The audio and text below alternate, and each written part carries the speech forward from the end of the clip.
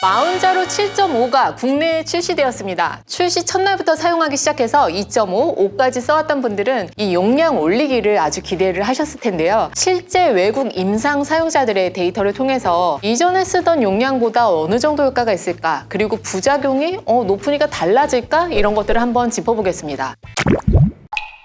먼저 효과, 낮은 용량에서도 사실 충분한 효과는 있으셨을 거예요. 평균 5mg 수준으로 시작한 사람들 중에서 6개월 만에 약 11.9%의 체중 감소가 보고되었다는 연구가 있습니다. 예를 들어서 내가 100kg였는데 10kg를 빼서 90kg가 됐어. 효과가 정말 좋죠. 그런데 여기서 싹 끝내는 분들은 사실 없습니다. 아직 부족해요. 그러면 더 유지를 해야 되는데 점점 주사를 이렇게 하다 보니까 점차 몸이 적응하면서 대사 속도가 다시 안정화되기 때문에 주사 맞고 한 5일째부터는 다시 식욕도 돋고 좀 정체가 되는 느낌일 수 있죠. 그래서 더 높은 용량으로 올라가면 더 큰 효과가 있지 않을까라는 기대를 하게 되는데요. 자, 올리는 시점은 체중이나 체지방이 계속 변동이 없고, 그리고 부작용도 없으면서 식사량은 오히려 좀 느렸던 경우, 저는 이제 용량을 올리자라고 말씀을 드리는데요. 후기를 보면 어떤 분은 9개월 동안 5mg을 사용하면서 30kg를 감량했는데 이후 4개월 동안 체중이 하나도 변화가 없다가 7.5로 다시 늘렸더니 추가적으로 5kg가 다시 빠졌다라고 하시는 분이 있었습니다. 마치 멈췄던 기어가 다시 움직인 것 같다라고 표현하던데요. 플래튜 브레이커, 감량 정체기를 깨주는 단계로 느낀 사례죠. 네이처 메디신을 보면 7.5mg으로 올라가면 다음처럼 예측해 볼 수 있습니다. 첫 번째, 5mg에서 효과가 적었다면 7.5까지는 감량 효과가 유의미하게 개선될 가능성이 있습니다. 자, 두 번째, 5mg에서 체중 감소율이 5% 수준이었다면 7.5mg으로 갔을 때 8에서 12% 수준까지 올라갈 여지가 있습니다. 자, 세 번째, 다만 10mg나 15mg에서 나타난 18에서 20% 수준의 감량까지 바로 도달하기에는 현실적으로 시간이 걸리기도 하고 개인차가 크겠죠. 효과 얘기만큼 중요한 거는 안정성인데요. 가장 흔한 부작용은 다들 느껴보셨을 거예요. 메스꺼움, 설사, 구토, 복통 등이 있는데요. 용량이 올라갈수록 위장관계 이상 반응이 증가한다는 보고는 있습니다. 사실 우리가 이런 걱정보다는 더 심각한 가능성 있는 부작용, 급성 췌장염, 담낭 문제, 아니면 탈수나 혈압이 떨어지고 이뇨제를 사용하면서 만성 신질환자에게는 신장 손상 등이 제기되고 있는데요. 이런 것들은 이제 부작용을 모니터링하면서 잘 체크를 해봐야 되겠죠.